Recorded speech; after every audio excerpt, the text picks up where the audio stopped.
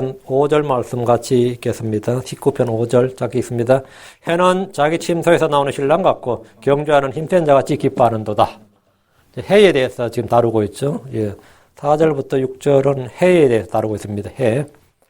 10편 19편 강의 세 번째 시간입니다. 그리스의 철학자 아리스토텔레스는 모든 사람에게는 자연이란 위대한 책이 있다고 했습니다. 아주 훌륭한 말이에요. 모든 사람에게는 공통적으로 이 자연이 위대한 책이다. 자연이란 책은 문명자도 읽을 수 있고 귀먹은 자도 들을 수 있고 어린아이라도 볼 수 있는 모든 사람, 만인의 책이다. 만인이 보고 배울 수 있는 책이다.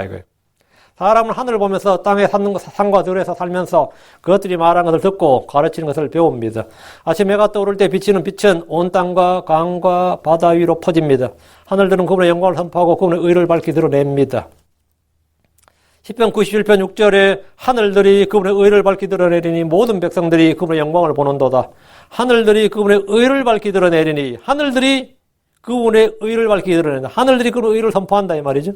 하늘들의 해는 들의 풀과 나무를 자라게 하고 우리의 몸을 따뜻하게 해주지만 동시에 그 열기가 풀을 말리고 사람들의 숨을 막히게도 합니다. 이 땅에는 해의 열기로 인해 죽는 사람들이 매우 많습니다. 해는 생명을 살리는 자, 공급자 같지만 때로는 생명을 죽이는 자가 됩니다. 야고보서 1장 11절에 해가 뜨거운 열기와 함께 돋자마자 풀을 말리면 그것의 꽃이 떨어져 그것의 외형이 아름다움이 없어지나니 부유한 사람도 자기 길들에서 이와 같이 사라지리라. 해가 뜨거운 열기와 함께 돋자마자 풀을 마른다. 해가 돋아나면 풀이 마른다 이거예요. 해가 사실은 풀은 해가 없으면 못 살아요. 해를 받아서 나무나 식물이 사는데 또 어떤 풀은 해 때문에 시들나고 마른단 말이죠. 해는 살리는 자가 되기도 하고 라이프 기버 또는 말리는 죽이는 자가 되기도 한다 이거죠. 해가 빛과 더불어 발산한 열기는 땅을 사막으로 만들고 땅에 물을 모두 없애서 광야를 만들기도 합니다. 중동의 사람들은 지금도 해의 열기가 너무나 강해서 항상 그늘을 찾습니다. 그들에게 그늘은 해의 열기를 피하는 피난처고 쉼터입니다. 햇빛이 부족하고 겨울이 긴 지역에 사는 사람들은 햇빛이 잘 들어오는 방향으로 집을 짓고 한국 사람 남향 찾죠. 그럼 왜 그래? 빛이 적기 조금 더 열 에너지를 더 얻기 위해서 빛을 더 받기 위해서 남향을 찾는 거예요.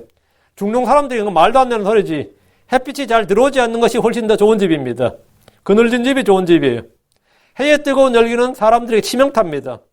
해의 열기를 받은 모래 위로 올라오는 온도는 그 위에 사람들이나 짐승들의 숨을 막아버립니다. 그 열사의 그 뜨거운 열기를 한번 생각해 봐요. 열사의 태양은 살인자나 다름없습니다.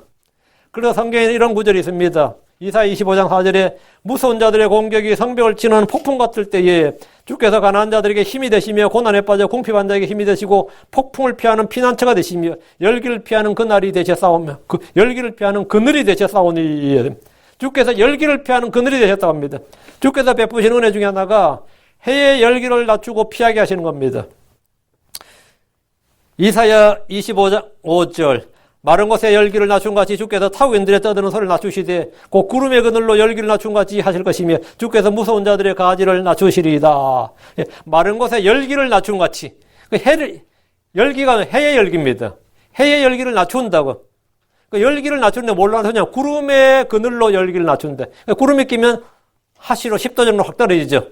구름 끼면 당연히 떨어져요. 여러분이 지금 밖에 온도하고 지금 실내 온도는 완전히 다르죠. 그리고 밖에서도 밖에 온다고 나무가 한그루 있으면 나무 그늘 밑에 온도는 보통 여름에는 20도 차이 납니다. 화씨로. 차이가 많이 나죠.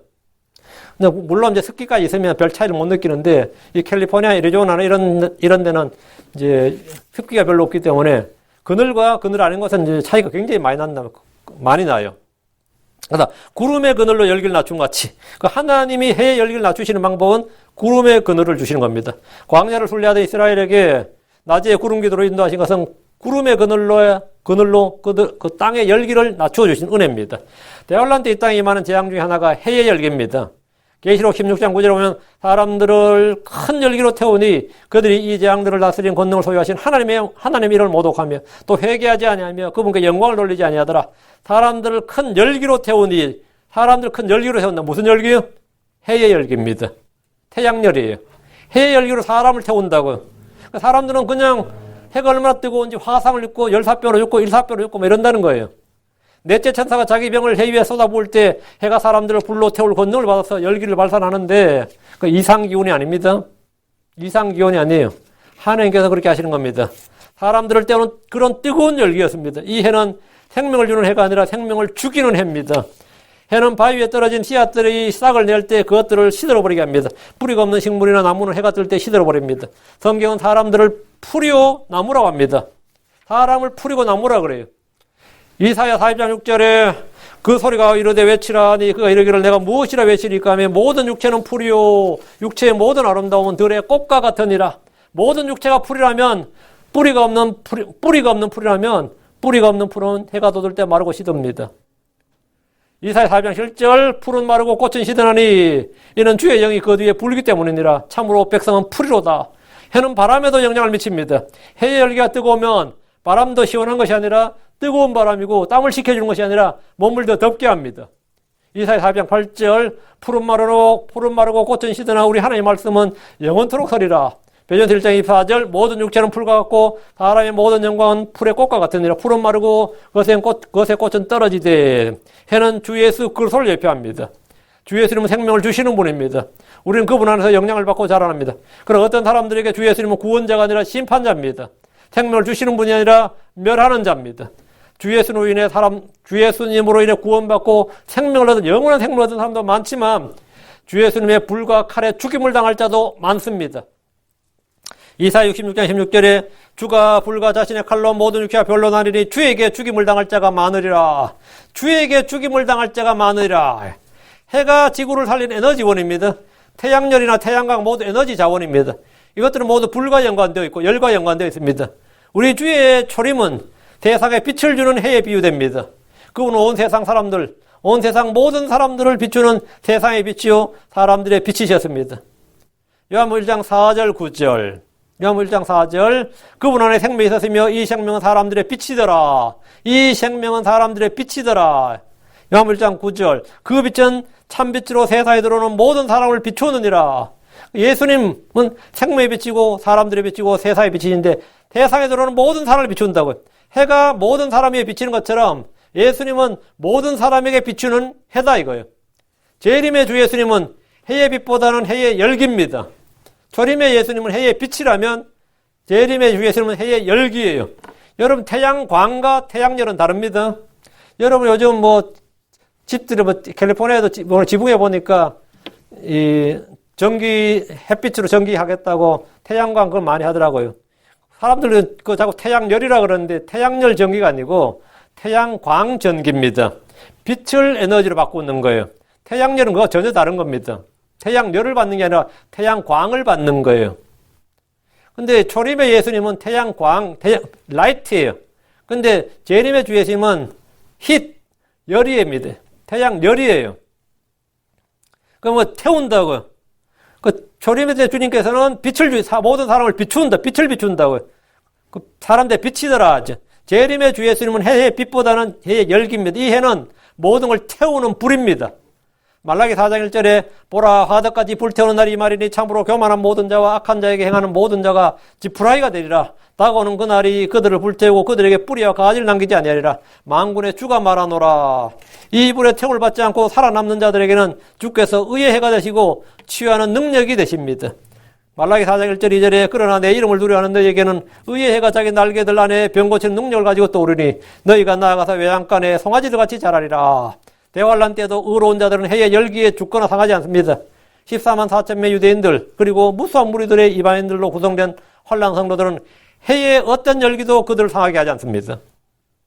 계시록 7장 16절 그들이 다시는 굶주리지 않고 다시는 목마르지 않으며 해나 어떤 열기도 그들 위에 내리쬐지 아니라 해나 어떤 열기도 주 예수 그리스도는 믿는 자에게 생명을 믿지 않는 자에게는 죽음을 줍니다. 구원과 멸망이 믿음에 달려 있습니다.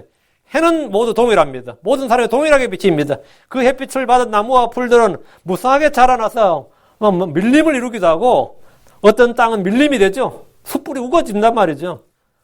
햇빛이 엄청난데 아프리카 사막에는 생각해봐요. 어떤 곳은 밀림이 돼 어떤 곳은 뭐죠? 사막이라고. 어떤 땅은 햇빛을 받아서 밀림이 되는데 어떤 땅은 뭐가 된다? 사막이 된다고요.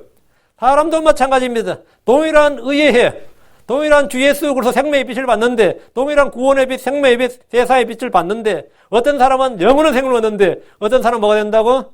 시들어서, 말라버립니다. 똑같은 해예요. 똑같은 땅이고. 근데 결과는 완전히 다르다고. 사막과 밀림은 완전히 다르잖아요. 영원한 생명을 얻은 사람과 영원한 멸망을 얻은 사람은 같은 사람인데, 같은 주 예수님인데, 그죠? 결과가 완전히 다르단 말이죠. 지금 이 해의 이야기를 좀 다시 하고 있는데, 오늘 4절도 6절은 해. 자, 본문을 보겠습니다. 4절. 그것들의 줄이 온 땅에 들어 나갔고, 그것들의 줄이 할 때 their line입니다. their line. 이건들아 생각하세요. 그것들의 줄이 온 땅에 들어 나갔고, 그것들의 말들이, their line is gone. 그들은 나갔다. 다음, their rules. their line, their rules. 여기다 머리에 여러분 생각도 해놓으시고, 그것들의 말들이 세상 끝까지 이르렀도다. 그분께서 해를 위하여 하늘들 안에 장막을 세우셨으므로 그 하늘들과 궁창들 낮과 밤이 선포하고 보여주고 말하는 것을 이끌어서 그것들의 줄이 온 땅에 들어나갔다. 이래. 그것들의 줄이라는 게 뭐냐? 라인이죠. 줄이라는 것은, 이 줄이란 말은 글의 줄, 말의 줄입니다. 우리가 between the lines 하면 행간이라고 그러거든요. 우리가 성경도 이게 전부 다 라인으로 되어 있죠. 라인으로. 책도 다 라인으로 되어 있고, 한 마디, 두 마디. 우리는 글을 읽을 때나 쓸 때 한 줄씩 써 내려간다 그럽니다. 글을 읽을 때도 한 줄씩 읽으라고 합니다. 한 마디, 두 마디가 모여서 한 줄, 두 줄이 되고 그것들이 문단을 이룹니다. 그것들의 줄이 온 땅에 들어 나갔다는 말씀은 하늘과 공창과 낮과 밤은 하나님의 체이고 사람들의 교과서란 겁니다. 그러니까 이게 하나님의 체이고 사람들의 교과서다. 그러니까 하늘들이 하나님의 영광을 선포하고 그분의 의를 드러낼 때 그것들은 사람들의 마음속에 한 줄기 빛으로 임합니다. 해도 빛으로 줄로 사람들에게 햇빛은 라인이에요. 달빛도 라인이고 별빛도 라인이고 다 라인입니다. 라인이에요. 그것들의 줄이란 말은 성경적인 표현인데 현대 분들에서는 이 단어가 이해가 되지 않으니까 이 번역자들이 이해하기 어렵다고 전부 다 소리로 바꿔버렸어요. their line을 their sound 이렇게. 그것들의 소리는 온 땅에 들어나갔고 그건 말이 안 되지. 해는 뭐가 없다고요? 스피치도 없고 랭귀지도 없고 뭐다? 들을 수 있는 보이스도 없다고 그래요. 그거 이미 3절에 나왔잖아. There is no speech, no language, where their voice is not heard. 이렇게 나왔는데 이게 4절에서 보이스로 바꿔버리면 안 되죠. 그것들의 줄이 성경을 한 단어도 내가 이해되지 않는다고 바꾸면 내하고 교리 안 맞다고 바꾸면 안 돼요. 그냥 성경 그 자체를 일단 놔두고 내가 성경에 따라 바꿔야지. 성경을 바꿔버리면 안 되지. 그것들의 줄이란 말은 성경적 표현입니다. 하늘과 공창은 언어도 없고 말도 없고 들리는 소리도 없습니다. 그런데 4절에서 그것들의 소리라고 해버리면 바로 모습이 되어버립니다. 여기서 줄이란 말은 뭐냐? 이 줄이란 말은 이제 우리가 신학대로 해석하는 게 아니고 이제 내가 멋대로 해석하는 게 아니라 이제 성경 자체에 나와요. 뒤에 이사야로 와서 28장 10절 13절. 이사 28장 10절. 반드시 훈계 위에 훈계가 있어야 하며 훈계 위에 훈계가 있어야 하고 줄 위에 줄이 있어야 하며 줄 위에 줄이 있어야 돼. 여기에도 조금 저기에도 조금 있어야 하리니 여러분 line upon line 나오죠. 이사 28장 10절 line upon line 줄 위에 줄이 있어야 하며 란 말씀에도 우리는 줄이 무엇인지 쉽게 알 수 있습니다. 줄 위에 줄이 있어야 된다. 하나님의 말씀이 선포될 때 그것을 기록하면 책의 줄이 됩니다. 13절 그러나 주의 말씀이 그들에게 훈계에 훈계가 되며 뭐가 주어가 뭐죠? 주의 말씀이 그들에게 훈계에 훈계가 되며 훈계에 훈계가 되고 줄이에 줄이 되며 줄이에 줄이 되고 여기에도 조금 저기에도 조금 있었으니 이것은 그들이 가다가 뒤로 넘어져 부러지며 올무에 걸려 붙잡히지 아니하게 하려니라. 그러니까 줄이에 줄이 있어야 된다 이거예요. 줄이에 줄이 있었는데 성경책만 줄이에 줄이 있는 게 아니다 이거죠. 하늘들이 선포하고 공창이 보여주고 낮과 밤이 보여주는 말하는 이 모든 것들이 다 줄이에 줄 우리에게 한 줄기 빛이 임하는 거예요. 한 줄기 어떤 깨달음이 임하는 거지. 이게 바로 줄이라고요. 그 줄이 뭔지 쉽게 알 수 있죠. 그러니까 하나님의 말씀이 선포될 때 그것을 기록하면 책의 줄이 됩니다. 그게 제게돼요. 주의 말씀들이 훈계에 훈계가 되고 줄 위에 줄이 된다고 그랬어요. 이 말씀에 따라 하늘들이 선포하는 하나님의 영광, 하나님의 의가 바로 본문이 말하는 그것들의 줄입니다. 그것들의 줄이에요. 해가 비추는 광선은 직선의 줄입니다. 달빛이나 별빛도 사막을 여행하는 이들에게 방향을 보여주고 길을 비춰주는 줄이에요. 그 한 줄기 빛이라 그런 말 쓰죠. 근데 한 줄기란 말이면 라인이에요. 한 줄기 빛이라잖아요. 그것들의 줄이라는 표현은 소리보다 훨씬 더 정확한 표현입니다. 이 킹제임스 성경의 위대성이 이게. 그것들의 줄이 온 땅에 들어나갔고, 그것들의 줄이, 그 태양의 빛이, 달의 빛이, 별빛이 말이에요. 이 온 땅으로 들어나가고, 쫙 온 땅에 사방으로 빛이 비치잖아요. 제가 아침에 제가 샘물이 데리러 학교를 갈 때면 꼭 제가 동쪽으로 가다 보니까 그때 햇빛이 해가 뜰 때야. 그럼 저 가면 스테이지, 세인트 주드를 넘어서면서 이제 그쪽에 사면 이제 햇빛이 비춰와요. 세인트 주드 하스피tal 넘어서면서. 근데 그거는 보면 전부 다 사람들이, 운전하는 사람들이 전부 다 햇빛이 갑자기 확 오니까 창을 그 앞에 세이들 치고 손으로 다 이래요. 손으로 다 갑자기 빛이 쫙 비치니까. 운전자에게 눈이 확 갑자기 비치니까 아침에 당황스럽죠. 갑자기 이제 그늘졌다가 싹 나오는데 빛이 쫙 비춰봐요.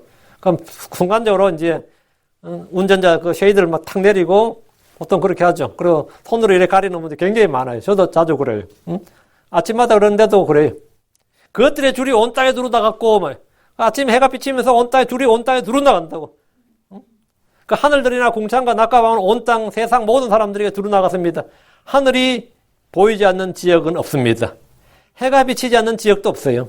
밀림에 살든지 사막에 살든지 알래스카 같은 극지역이나 어느 외딴 섬에 살아도 하늘들과 공창이 없거나 보이지 않는다는 사람은 없습니다. 그런 건 없어요. 하늘의 해와 달과 별들이 보이지 않는 땅도 없습니다. 해와 달과 별들이 선포하고 보여주는 하나님의 영광, 하나님의 의는 온 땅에 두루 퍼져나갔습니다. 하늘 아래 살고 있는 사람들은 하늘들이 선포하는 것을 쉽게 접할 수 있습니다. 사도 바울은 말하기를 로마 10장 18절 그러나 내가 말하노니 그들이 듣지 못하였느냐 참으로 들어선즉 그것들의 소리가 온 땅에 퍼졌고 그것들의 말들이 세상 끝까지 이르렀도다 하였느니라. 바울 사도는 지금 이 구절을 어떻게 이해한 거예요? 복음 선포로 바꾼 거죠. 그 해의 줄, 달의 줄, 별의 줄, 이 자연이 사람들 마음속에 비춰주는 생각과 양심 속에 비춰주는 이 빛이 말이에요. 이 빛이 신약에 와서는 그리스도의 빛이, 복음의 빛이, 복음의 말씀이, 복음의 소리가 온 땅에 퍼졌다 이거예요. 예수 그리스도가 온 땅에 퍼졌다. 그것들의 말들이 세상 끝까지 이르렀다. 이 말씀은 사실이에요. 많은 사람들이 한국은 조선시대까지 복음이 안 들어왔다 이런 생각하죠. 그렇지 않습니다. 중국의 당태종이 이 성당을 몇 개 세운지 아세요? 중국의 당태종이 성당을 수백 개가 수천 개를 세웠어요. 중국에. 중국의 당태종이 언제 사람인지 아세요? 고려시대 연개소문 시대 사람이에요. 중국에 불교가 전해졌다 그러죠. 중국에 불교가 전해졌는데 우리가 아는 중국 고대 사회는 기본적으로 불교가 아니라 하늘의 제사를 지냈어요. 조선은 언제부터 하늘의 제사, 천신제란 거 아시죠? 하늘의 제사를 지냈다고. 천단이라 그러고, 하늘의 제사를 지내는 제단을 천단이라 그래요. 그 한국이 조선시대까지 아닙니다. 벌써 이 사도들이 1세기, 2세기쯤 됐을 때는 로마만 전해진 게 아니에요. 1세기 때는 벌써 로마 당연히 전해졌지만 로마로 인도로 이 서역으로 해서 동양 중국으로 그때 이미 다 중국으로 전해지면 한국은 당연히 전해졌지. 그 신라시대에도 이미 복음이 신라시대에 들어왔어요. 그걸 경교라 그럽니다. 그 신라시대에 무덤 펴면 십자가 같은 게 나왔을 때 고고학자를 뒤집어지지. 왜? 그러면 그들이 신라시대 때 이 크리스천들이 있었구나 이렇게 받아들여야 되는데 어떻게 하면 이거 후대의 무덤인가 보다 이러지 이제. 왜? 믿을 수가 없는 거니까. 그 경주에 신라시대 무덤을 봤는데 거기서 무덤 속에서 십자가 나오면 어떻게 생각해요? 막 뒤집어지는 거죠. 근데 그런 부조나 십자가 꽤 많이 있습니다. 근데 이제 오히려 그게 이제 그건 놔주고. 하여튼 밀림에 살든지 삶에 살든지 간에 이 땅에 이 하나님의 말씀이 두루 퍼졌다. 이거는 확실해요. 성경 말씀이 그래요. 성경 말씀이 온 땅에 그것들의 소리가 온 땅에 퍼졌고 이 말이 사도 바울이 그냥 하는 말이 아니에요. 그것들의 소리가 온 땅에 퍼졌고 이 사도 바울 시대에 이미 인도까지는 뿐만 아니라 바빌론 이쪽 소아시아 전역 유럽 이미 그때 다 퍼졌어요. 우크라이나 사람들은 지들이 뭐 사도 누구의 후예라 그러면 그래요. 우크라이나 하면은 거기 고구려 땅하고 바로 곁입니다. 그때에도 뭐 고구려는 뭐 중국이나 러시아나 거의 같은 뭐 영토 경계였잖아요. 그러니까 그때 이미 중국까지도 다 퍼졌고 한국까지도 퍼졌어요. 여러분 일본의 카타카나를 잘 보시면 히라카나는 뭐 여러분 일반 쓰는 거고 카타카나를 보면 히브리어하고 거의 같습니다. 카타카나 모양하고 이스라엘 사람들이 좀 놀랐지. 카타카나가 왜 히브리어하고 거의 같은가? 히브리어 철자하고 카타카나의 모양이 거의 같아요. 그 어디서 싸웠는지 알겠죠? 물론 이것은 뭐 그냥 또 언어적으로 다른 표현은 또 다른 표현이 되겠지만 참 이 얼마나 많이 퍼졌다는 것은 성경 증언에 따르면 그래요. 그들이 듣지 못하였느냐 참으로 들어선지 그것들의 소리가 온다에 퍼지고 그것들의 말들이 세상 끝까지 이르렀도다 하였느니라. 그 예수의 복음은 진짜 이랬다는 거예요. 하늘들의 선포와 공차에 보여주는 것들 낮이 말하고 밤이 전하는 지식이 온다에 퍼졌고 그것들의 말이 세상까지 퍼졌던 것처럼 이 그리스도의 복음도 마찬가지였다 이거예요. 그것들의 말들이 세상 끝까지 이르렀도다. 이 땅의 모든 설교자들, 신자들이 침묵하고 있다 해도 하늘들과 공창은 그분의 영광과 그분의 의를 선포합니다. 사람이 입을 다물면 돌들이라도 소리를 지릅니다. 주의 말씀은 낮은 낮에서 밤에서 밤으로 계속 이어지며 전달됩니다. 세상이 아무리 바뀌고 변해도 주의 말씀은 변하지 않습니다. 그것들의 말들이 세상 끝까지 이르렀습니다. 크리스천들 중에는 복음을 알지 못하는 사람들, 주님을 한 번도 듣지 못했던 사람들에 대해서 걱정하는 이들이 있습니다. 그런 사람들 제일 황당한데 지금 곁에 있는 사람들에게 복음을 전하지 않으면서 조선시대, 고려시대에 죽은 조상들 걱정하고 이순신 장군이나 세종대왕은 지옥 갔을까요? 뭐 이런 소리 해야 되는 사람 있죠. 응? 이순신 장군과 세종대왕의 구원이 왜 궁금한 거예요? 응? 그럼 이순신이 그럼 지옥 갔지 가면 뭐 천국 갔겠어요? 하늘 갔겠어? 응? 일본 사람 많이 죽이면서 하늘 가야 돼? 응? 그거하고 대체 뭔 상관이 있어? 그 이순신 장군은 지옥 갔을까요? 뭐 이러니까 세종대왕은 지옥 갔을까요? 갔지 그러면 당연히 갔지 뭐 그걸 왜 묻냐고.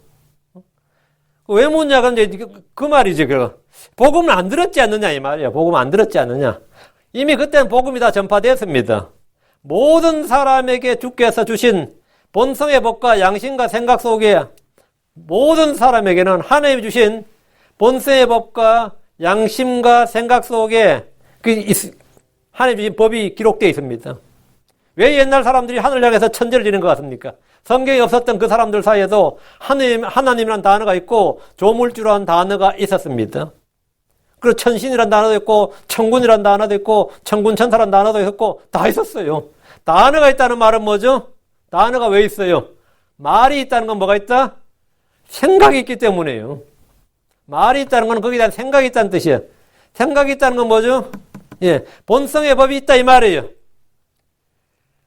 그러니까 본성의 법은 자연스럽게 하늘들이 선포하는 것과 궁창들이 보여주는 것을 보면서 하나님의 존재에 대해서 알게 되었습니다. 로마서 1장 20절에 그분의 보이지 아니하는 것들 곧 그분의 영원하신 권능과 신격은 세상의 창조 이후로 본매에 보이며 만들어진 것들을 통해 깨달아갈 수 있나니 그러므로 그들이 변명할 수 없느니라. 그분의 보이지 아니하는 것들 곧 그분의 영원하신 권능과 하늘의 해와 달은 보입니다. 하늘도 보이는데 그 권능이나 신격, 하나님의 권능과 신격은 안 보이죠.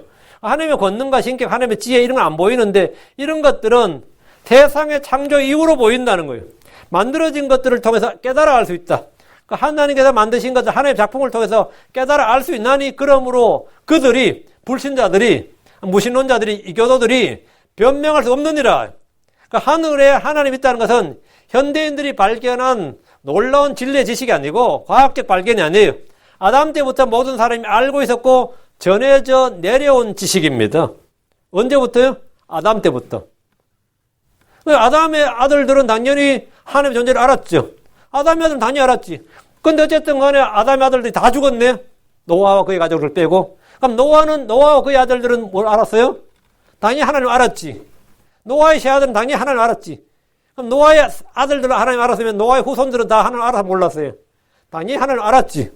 그러니까 하나님에 관한 지식은 어느 날 갑자기 발견된 지식이나 갑자기 생겨난 지식이 아니라 그대로부터 첫사람 때부터 그 아담 10대손 후에는 확실하게 알려졌고 모든 사람이 아는 바단 말이죠. 우리 모르는데 그건 있을 수가 없는 소리예요. 조상들로부터 대대로 구전돼 내려왔어요. 조상들보다 하나님의 존재에 대해서는 하나님의 신격과 권능에 대해서는 조상 때보다 대대로 내려왔어요. 안 내려가 없어요. 하늘에 하나님 있다. 하나님이 이 모든 걸 만들어 조물주가 계신다. 그 조물주란 말이 뭐예요? 모든 걸 만드신 주란 뜻이에요. 조물주예요. 그런 단어가 왜 있냐 이거.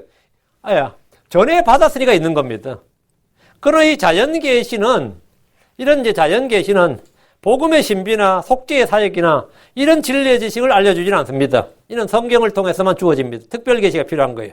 다시 4절. 다시 10편 19편 4절.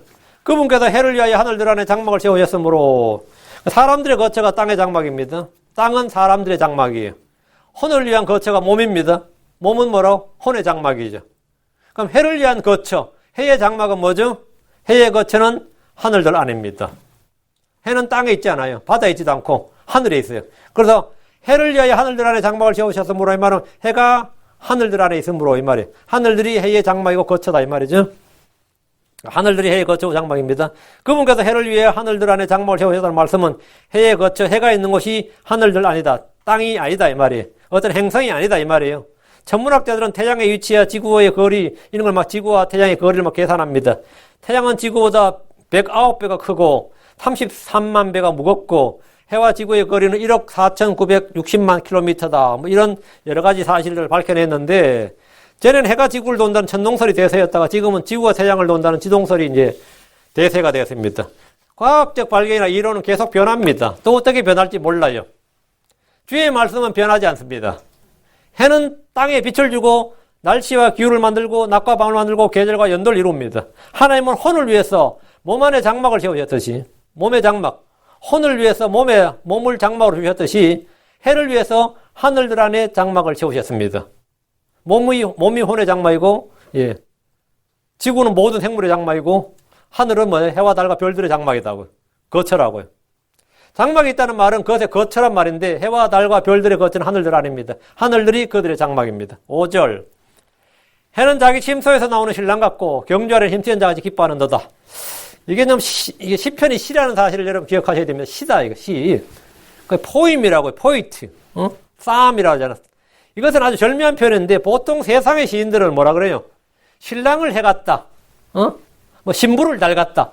그 신랑이 해같이 맑은 신랑이든지 해같이 밝은 신랑이라든지 뭐 햇빛같이 얼굴이 환하더라. 뭐 이런 식으로 사람을 해에 비유하지 해를 사람에 비유하진 않아요.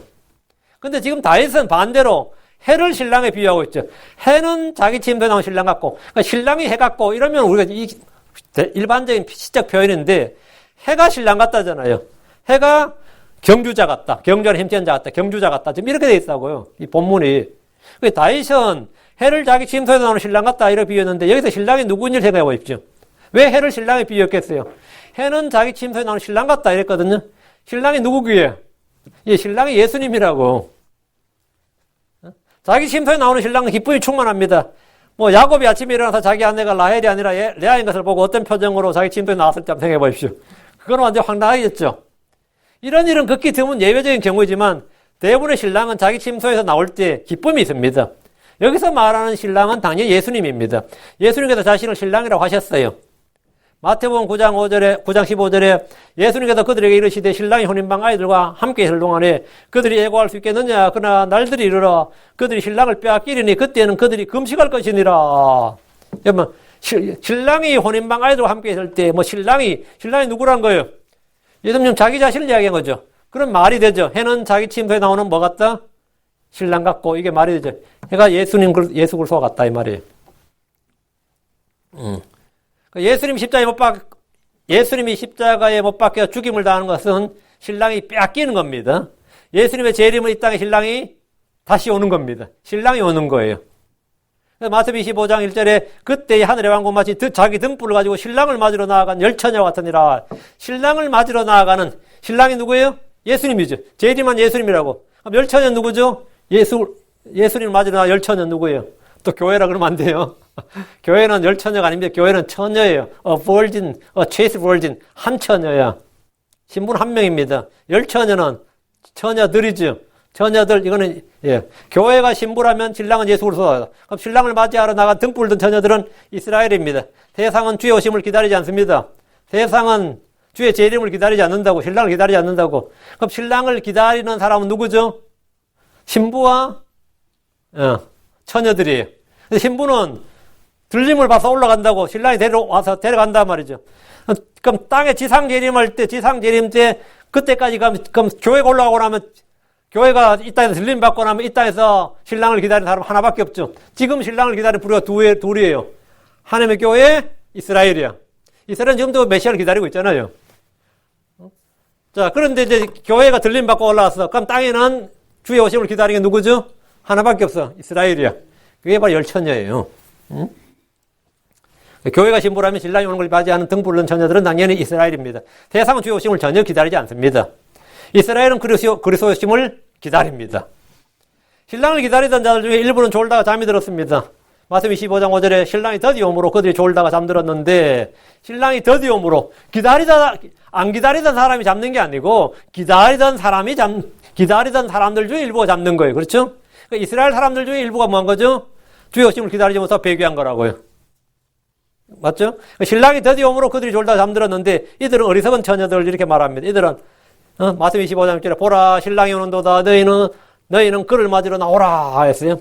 이 말을 듣습니다. 그분의 종들은 주인이 오기를 기다립니다. 자, 여기서 본물 주목, 다시 본문. 해는 자기 침소에서 나오는 신랑 같고, 이랬어요. 이 말은 의의 해가 예수 그리스도이고, 신랑 역시 예수 그리스도입니다. 결국 신랑이신 예수 그리스도가 자기 침소에서 나오는 모습이 해가 떠오르는 모습과 같다. 해가 떠오르는 모습과 같다, 이 말이죠. 예. 해가 뜨는 것 같단 말이죠. 예수님은 새벽별, 모닝스타라 불리기도 하고, 또는 샛별이라고 불리는데, 주께서 이제 계시록 20장 16절에 나 예수는 내 천사를 보내 교회들한테 이것들을 너에게 증언하게 하노라. 나는 다윗의 뿌리요 후손이요 빛나는 새벽별이라.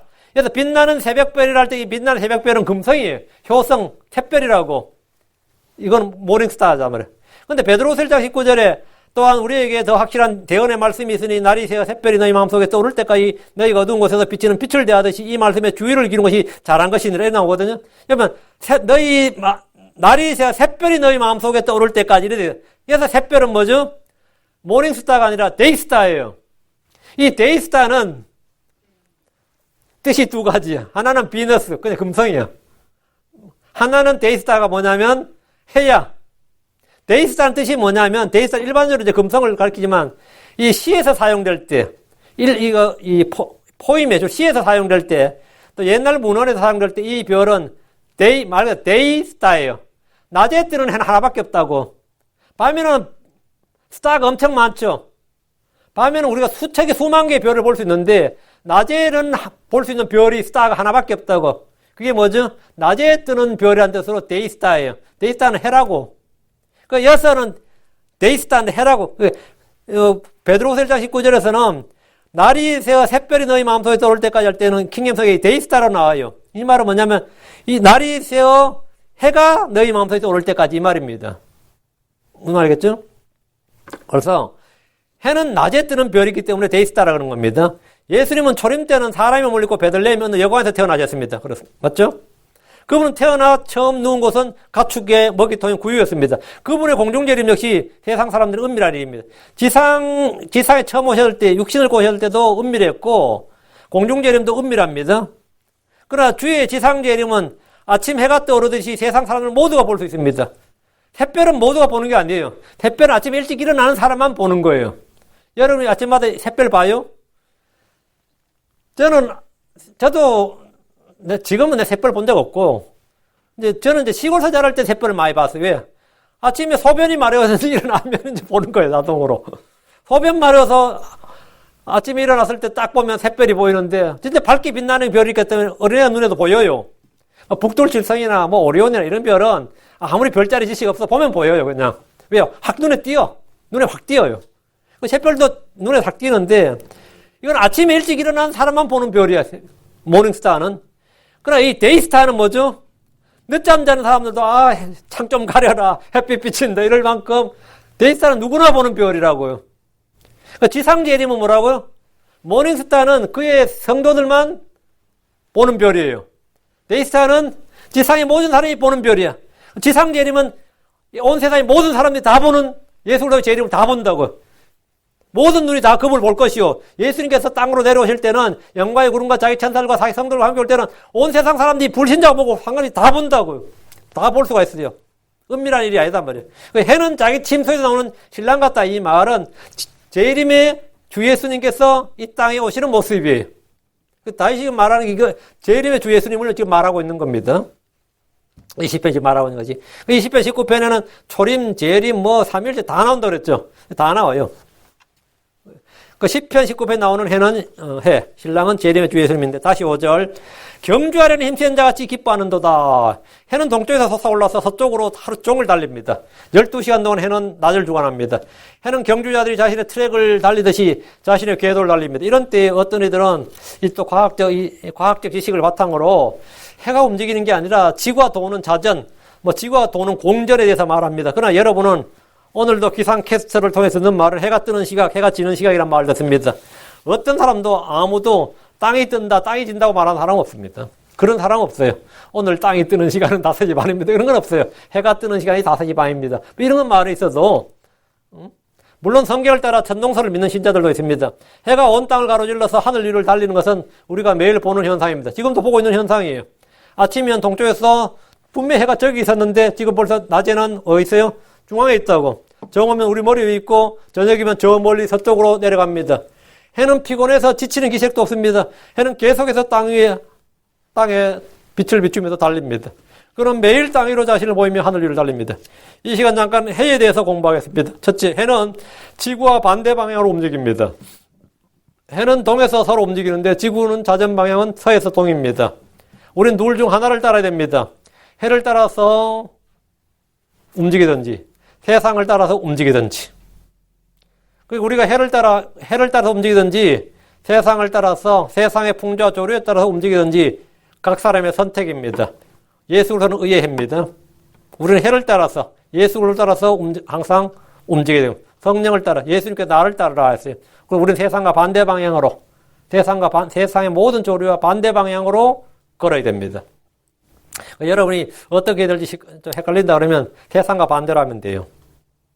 세상과 반대로 하면 돼요. 세상 주류 여론과 반대로 하면 돼요. 둘째, 해는 3가지 광선이 있습니다. 느낄 수는 있으나 볼 수 없는 열선이 있고, 볼 수는 있으나 느낄 수 없는 가시광선, 빛이 있고, 볼 수도 느낄 수 없는 화학선이 있습니다. 우리가 보통 알파, 베타, 감마라 그러는데 이는 삼일체 하나님과 일체합니다. 성부 하나님은 볼 수도 느낄 수 없습니다. 예수 그리스도는 볼 수는 있으나 느낄 수가 없습니다. 성령님은 느낄 수 있으나 볼 수가 없습니다. 우리는 낮에 뜨는 해를 보면 낮이 말해준 것들을 알 수 있습니다. 그래서 우리 해를 통해서 우리는 삼일체를 볼 수 있습니다. 분명히 해는 하나예요. 그런데 셋입니다. 셋째, 해에는 치유의 광선이 있습니다. 말라기 4장 2절에 주님을 두려워하는 자들에게는 의의 태양이 그의 날개에 치유를 가지고 솟아오른다고 했습니다. 해는 치유의 능력이 있습니다. 많은 병균들이 햇빛으로 죽습니다. 햇빛에는 뭐가 있다? 살균작용이 있어요. 실제로 많은 병균들이 해에 죽습니다. 옷을 말릴 때도 소독이 필요한 것은 햇빛에 말려야 되는데 빛에 소독 기능이 있기 때문입니다. 해변가에 들어 누워있는 사람들을 보면 단지 살만 태우는 것이 아닙니다. 그들의 몸은 햇빛을 필요로 하기 때문에 그 빛을 받지 않으면 병이 듭니다. 해의 광선은 몸의 면역세포를 활성화시키고 자연 치료력을 높이고 면역 시스템을 활성화시킵니다. 몸이 햇볕을 쬐면 뇌 신경세포에서 세로토닌이 만들어지는데 이것은 광합성, 즉 일조량의 비료에서 분비되는 신경 전달 물질입니다. 식물만 광합성 작용하는 게 아니다 말이죠. 사람도 마찬가지다 이거예요. 세로토닌이 분비되면 암세포를 죽이는 면역세포인 T세포, 즐겁고 행복한 감정을 만드는 호르몬인 엔돌핀이 활성화됩니다. 이 밖에도 햇빛은 신진대사를 촉진하고 살균작용과 혈류와 혈관 확장, 통증 완화에도 큰 도움을 줍니다. 그래서 나이 든 어르신들은 가능하면 추운 데 살던 사람들은 캘리포니아나 애리조나나 플로리다나 인데 노인들 위한 도시가 있다고요. 여기서 애리조나로 은퇴하는 사람들이 애리조나로 떠난 사람 굉장히 많이 봤습니다. 왜 애리조나로 그렇게 많이 가냐? 그렇게 좋다는 거예요. 캘리포니아도 괜찮잖아요. 애리조나 세금 없지. 땅값 싸지. 애리조나에 은퇴를 위한 도시가 만들어졌는데 거기는 2년씩 줄 서 있다는 거예요. 하도 많아가지고. 플로리다에도 그걸 만들었는데 진짜 거대 도시를 만들었더라고요. 은퇴자를 위한 도시. 은퇴자들 오라고. 그렇게 많이 가더라고요. 제가 아는 분도 몇 가정 그리 갖고 잘 들려요. 어디 가냐면 집 팔고 애리조나 간다. 우리 동네에서 집 팔고 노인들이 집 팔고 간다 그러면 집 판다 그러면 대부분 애리조나 가나 보다 맞아요. 애리조나 가나 보다. 응? 왜? 그러니까 햇빛이 너무 좋다 이거예요. 햇빛이 너무 좋다. 햇빛이 좋으면 뭐다? 통증이 완화된다 이거. 우울증도 완화되고 하여튼 좋은 게 한두 가지 아니다 이거죠. 그럼 뭐 사람들이 늙어서 뭐 캘리포니아로 오고 플로리다 오고 애리조나 오고 햇빛이 많은 곳에서 노후를 보내려는 사람들은 선택을 잘한 거예요. 응? 이런 때에 뭐 노을 쓰다 코 달고 이래 봐. 저 이어 들어가고. 뭐 추워서 추운 곳이 좋다. 산골이 뭐 콜로라도 산골이 좋다 그러면 모르겠지만 그건 굿 아이디어가 아니에요. 좋은 선택이 아니에요. 햇빛이 많은 곳으로 가는 거예요. 낮에 해는 하늘에서 쏟아지는 공짜 영양제란 말이 있습니다. 해가 뭐 있다? 치유의 광선이 있다고요. 예수 그리스도가 재림하면 의의 해라 그랬죠. 그럼 이 땅의 불구자들, 병자들 다 났습니다.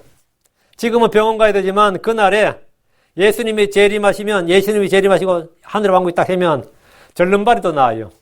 봉사도 눈을 뜹니다. 귀머리도 귀가 열리고 벙어리도 입이 열리고 송아지처럼 뛴다잖아. 송아지처럼. 그날에는 뭐 다운증후 그리고 뭐 없습니다. 다 났습니다. 암 환자, 에이즈 환자 없습니다. 다 났습니다.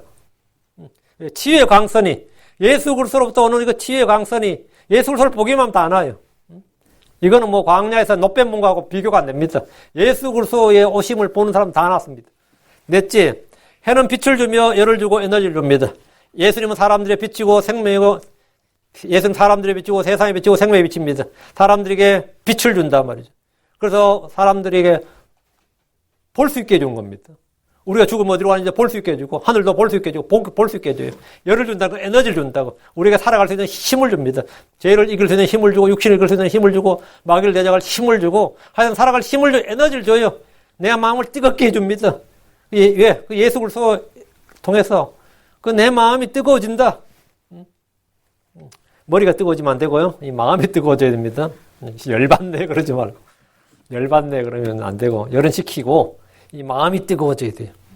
해는 좀 그렇게 해줍니다. 다섯째, 해가 없으면 땅의 모든 생물은 거의 다 죽습니다. 예수 그리스도 없이는 모든 생물이 다 죽습니다. 예수님이 생명이시고 생명의 원천이시고 생명을 주시는 분이기 때문입니다. 심지어 불신자들 예수 모른다 그랬죠. 그들이 하나님께 받은 은혜가 얼마나 많은지 하나님의 보호하신가 이게 얼마나 많은지는 맨날 햇빛 받는 것만큼이나 많아요. 우리 신자들하고서 햇빛을 더 많이 받는 게 아니라 말이야. 실제로. 우리는 아는 거 모르는 거 아는 거고 얘들이 불신자 때도 정말 저도 돌이켜 생각해보면 예수 믿기 전에도 이제 나중에 한 거예요. 아, 주님이 정말 나와 곁에 함께 계셨고 나를 많이 도우셨고 나를 불쌍히 여기셨다. 여러분 한번 생각해봐요. 여러분 언제 예수 믿었어? 그럼 예수 믿기 전에 자신의 날들을 한번 지금 생각해봐요. 아, 그때도 주님이 나와 나의 곁에 계셨구나. 그런 사례가 있어 없어? 없어요. 아닌 것 같아. 그때는 주님이 완전히 날 버린 것 같아. 나의 곁에 계셨어요. 그때도 나를 부르고 계셨고, 나에게 여러 사람 저한테 전도자 정말 많이 보냈어요. 내 친구들 살살 내 곁에 와가지고, 예수 믿으라고 살살 꼬시기도 하고 말이죠. 어떤 애는 요구르트 주면서 말하고, 뭐 교회 나와보라 그러고, 사탕 주면서 교회 나가자 그러고, 크리스마스라고 나가자 그러고, 난 다 거부했어요. 그때 내가 다 거부했어. 근데 어떻게 해가지고, 고3 때 비로소 예수를 믿게 됐는데, 그게 1986년 5월이야. 아, 이제 교회 처음 나갔어요. 평생 교회 처음 나가서, 그날 구원받았어요. 근데 그날 어떻게 구원받았겠어? 그 전부터 계속해서 노출이 된 거예요, 사실은. 응? 교회에 대해서 교회 종소리 들은 것부터 시작해서 계속 진리에 노출이 된 거예요. 응? 그래서 고민도 하고 생각도 하고, 목사 욕도 하고, 예수도 안 믿으면 목사 욕하고, 별짓 다 했지만, 어쨌든 가게 돼서 복음을 딱 들어들 때 난 그날 믿었어요. 그날 그 시각에 11시 예배에서 내가 로마 3장 설교 듣고 믿었다고. 해가 주는, 의의 해가 주는 뭡니까? 강력한 열기, 빛을 받은 거야. 아, 진짜 내 마음에 그게 추운 데 있다 밖에 나와서 몸을 녹이는 것 같은 것보다 더 그걸 체험을 한 거죠. 그 체험 예수지, 체험 예수. 해가 없으면 생물 다 죽습니다.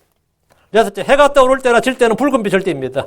해가 예수 그리스도를 예표한다면 해가 지는 것은 예수 그리스도의 죽음을 말하는데 그분의 십자가의 죽음은 모든 피를 쏟는 죽음이었습니다. 우리 모두를 위한 피였습니다. 예수 그리스도의 죽음, 예수님의 성천으로 이 땅을 승천으로 주께서 이 땅을 떠남으로 이 시대는 밤이 되었습니다. 지금은 밤이 많이 지났고 낮이 가까웠습니다. 아침 해가 솟아오른 것은 주님의 재림을 예표하는데 또한 피의 심판을 보여줍니다.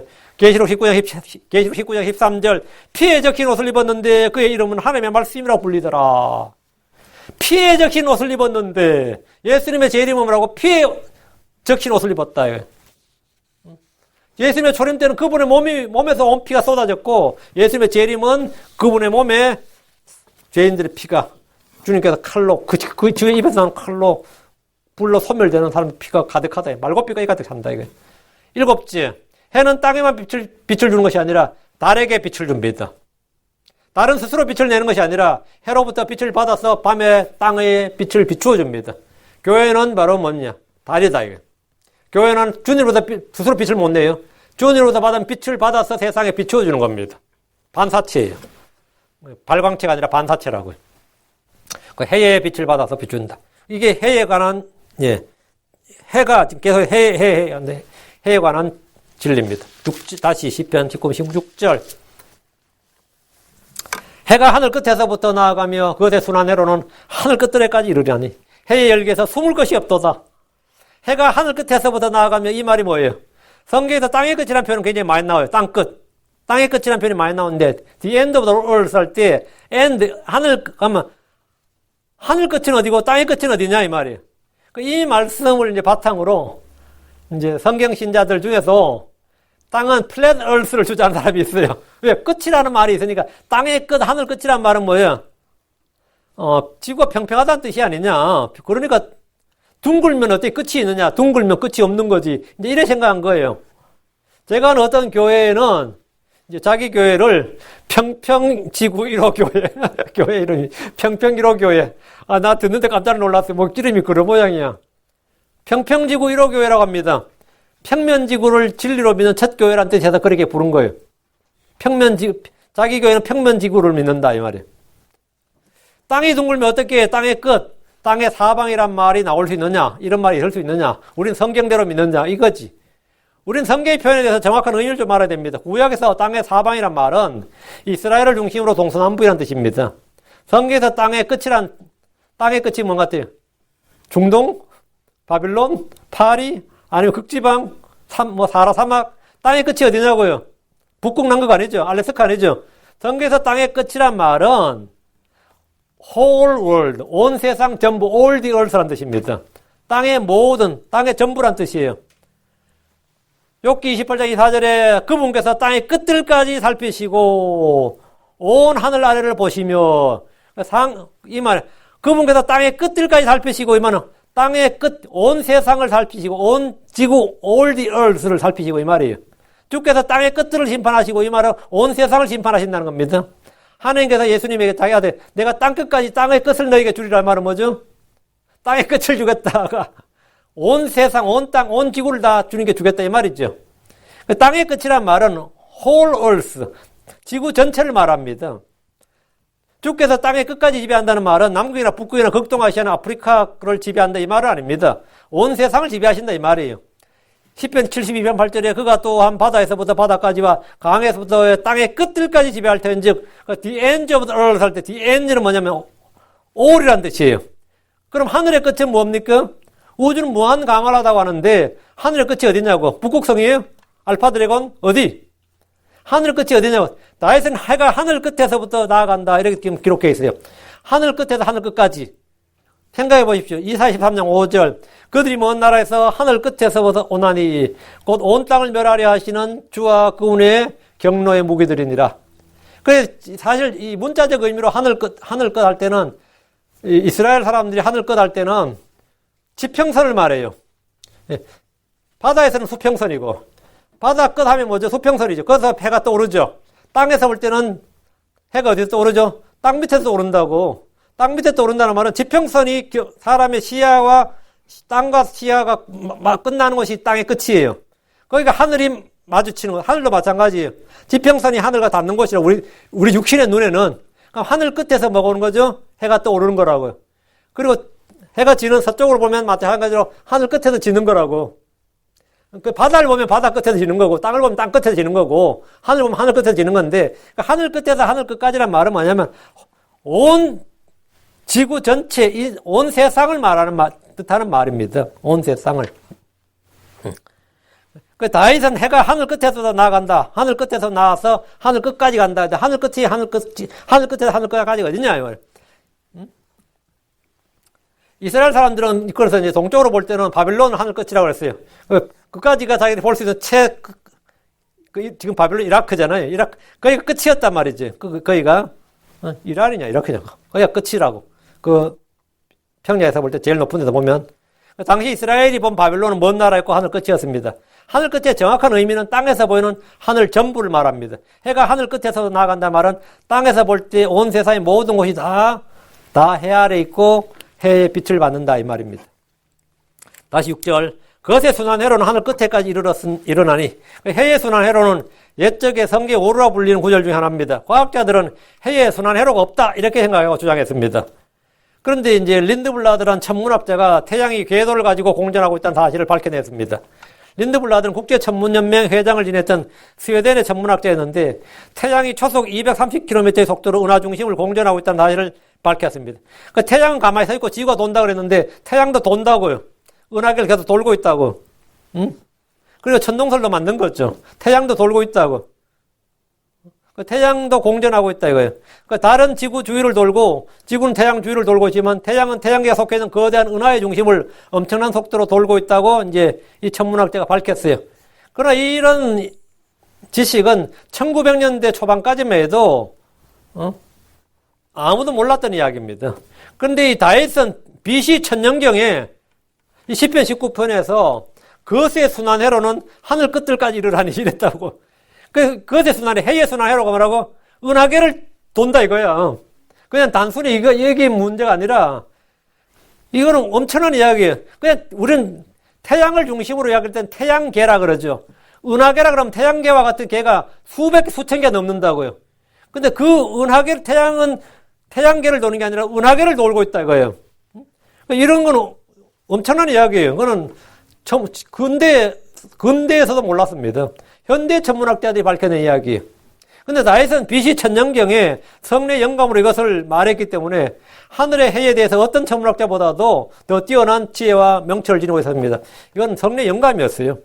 해는 하늘 끝에서부터 하늘 끝들까지 달리는데 주께서 정해두신 궤도를 따라서 달립니다. 6절. 해의 열기에서 숨을 것이 없도다. 땅에서의 해의 열기에서 숨을 것이 없습니다. 숲이나 계곡에 거느려 해도 해의 열기는 그 위에 임하고 공기를 통해서 그 속으로 열기가 전달됩니다. 해가 없을 때 계곡과 해가 있을 때의 계곡의 기온은 전혀 당연히 다릅니다.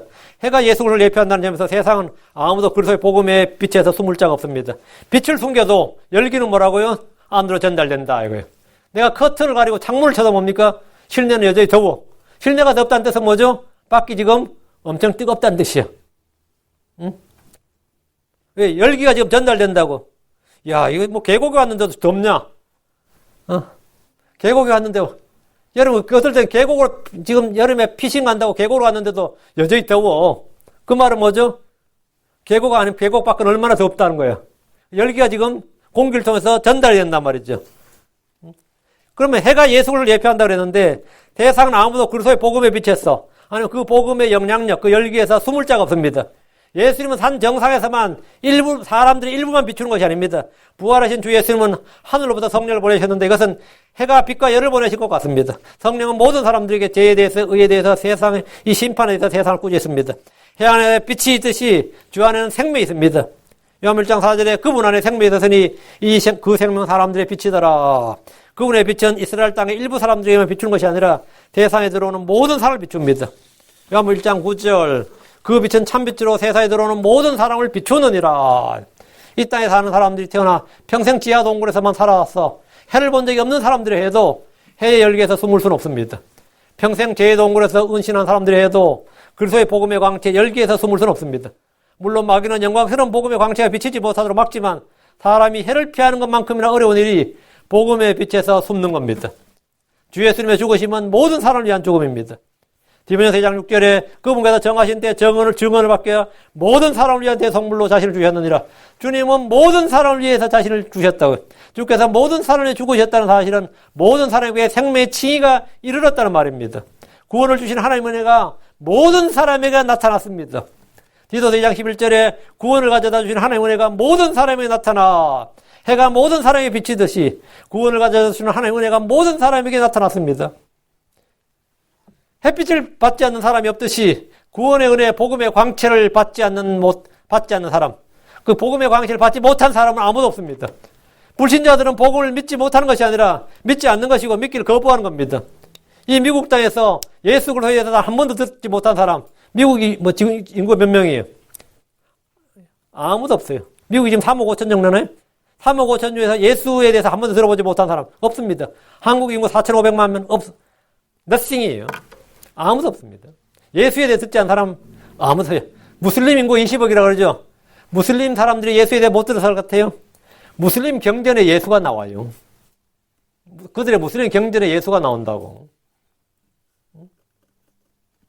못 들을 수가 없어요. 안 들을 수가 없고 안 들릴 수가 없습니다. 내가 티베트 성녀다.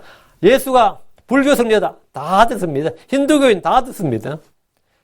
안 믿을 뿐이지 안 들을 수가 없어요. 반드시 들립니다. 하나님은 어떤 방법으로든지 해의 열기에서 사람이 피할 수가 없는, 숨을 수가 없는 것처럼 복음의 광채, 예수로의 빛을, 세상에 비친 예수를 주는 세상에 사는 사람은 세상의 빛을 받지 않을 수가 없어요. 그건 있을 수가 없어요. 안 받을 수가 없어요. 로마서 5장 18절에 그러므로 한 사람의 범죄로 말미암아 심판이 모든 사람에 임하여 정죄 이런 것 같이 한 사람의 의로 말미암아 이 거저 주시는 선물이 모든 사람에 임하여 생명의 칭이 이르렀나니 한 사람 예수로 의로 말미암아 구원의 선물, 은혜의 선물이 모든 사람에 임하여 생명의 칭이 이르렀습니다. 해가 하늘 끝에서부터 나아가며 그것의 순환 해로는 하늘 끝들에까지 이르듯이 의의 해이신 예수로 역시 예루살렘에 시작해서 하늘 끝까지 다 이르렀습니다. 이 세상에 어떤 것도 해의 열기에서 숨을 것이 없듯이 이 세상에 어떤 사람도 복음의 빛, 은혜의 빛에서 숨을 수가 없습니다. 해를 거부하는 사람, 손으로 해를 가린 사람들에게 해는 그 위에 빛을 비춥니다. 내가 해를 가리면 해가 그럼 그 빛을 거두는 게 아니에요. 손등에 빛을 비춰요. 내가 해에서 돌아서면 내 등에, 내 뒷머리에 해가 비칩니다. 마찬가지, 복음도 마찬가지입니다. 죄인이 복음의 빛을 가리고 돌아서면 주의 빛은, 복음의 빛은 여전히 그 사람 위에 비칩니다. 그 말은 뭐냐? 여러분 집으로 들어가서 커튼을 가리면 해는 어디 비치죠? 커튼 위에 비칩니다.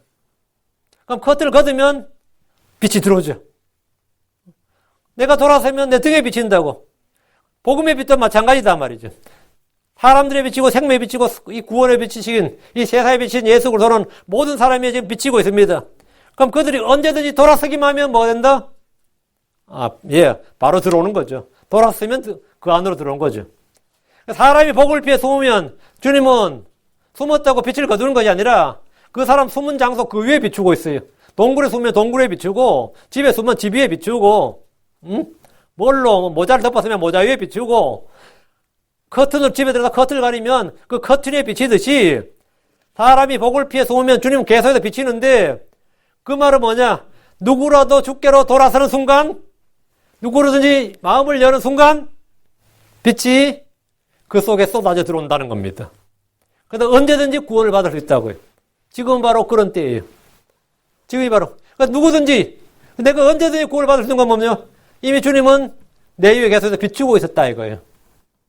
지금도 비추고 있다. 그러니까 죄인들이 바로 지금 바로 즉석에서 구원받을 수 있는 것은 지금 그 죄인이 하나님의 은혜가 계속 임하고 있다고요. 멀리 떨어져 있어서 우리가 따로 불러내야 되는 게 아니라 이미 주님은 그 죄인 위에 구원의 빛을 비추고 계시기 때문에 그가 마음을 열면 그냥 주께로 돌아서기만 하면, 그냥 회개하기만 하면 그 자리에서 구원받는 겁니다. 그 자리에서 구원받는 거예요. 누구라도 돌아서는 순간에, 주님께 돌아서는 순간에 빛을 받을 수 있도록 하기 위해서 주님은 계속해서 빛을 비춘다. 아무도 해의 열기에서 숨을 수가 없다. 이것이 뭐냐? 구원의 긴박성이에요. 그리고 구원의 현재성. 구원은 누구든지 지금 현재 받을 수 있다. 아무도 해의 열기에서 피할 수가 없고 숨을 수 없듯이 아무도 사람들의 빛이 되신 이 세상 사람들은 다 구원의 빛을 받을 수 있다. 주님께서는 그 빛을 모든 사람 위에 이 세상에 들어오는 모든 사람들에게 비추고 계시다는 겁니다. 믿기 어렵겠지만 이건 사실입니다. 모든 사람에게 빛이 비추고 있어요. 어떤 죄인한테도 지금 당신 위에도 주님 구원의 빛이 비추고 있다고. 지금 당신 주님께 돌아서면 마음을 열면 그냥 바로 지금 구원받는 거라고. 너무 쉬운 거예요. 그런데 믿고 안 믿고는 그 사람 마음이지만 이거는 하나님께서 행하신 일이다. 지금 하고 있는 일이다. 이제 오늘 여기까지 하고 10편 19편 이제 6절까지 하고 이제 다음 시간 7절부터는 이제 특별 계시, 주님께서 우리에게 주신 성경입니다. 1절부터 6절까지는 주님께서 우리에게 주신 이제 자연 계시, 하늘과 공창과 낮과 밤, 그리고 해와 달 이런 이 자연 계시 하나님의 작품들을 통해서 하나님께서 이 땅에 우리에게 빛을 비추시는데 그것은 뭘 이야기하느냐? 뭐 하나님께서 해를 이야기하고자 하는 것이 아니라 바로 우리 주 예수 그리스도를 지금 말하고자 하는 겁니다. 그와 같이 해가 하는 것 같이 그렇게 하나님께서는 의인과 악인에게 지금도 동일하게 해를 주시고 의인과 악인에게 동일하게 비를 주시고 동일하게 지금도 구원의 복음을 주신다 이 말입니다. 기도합시다.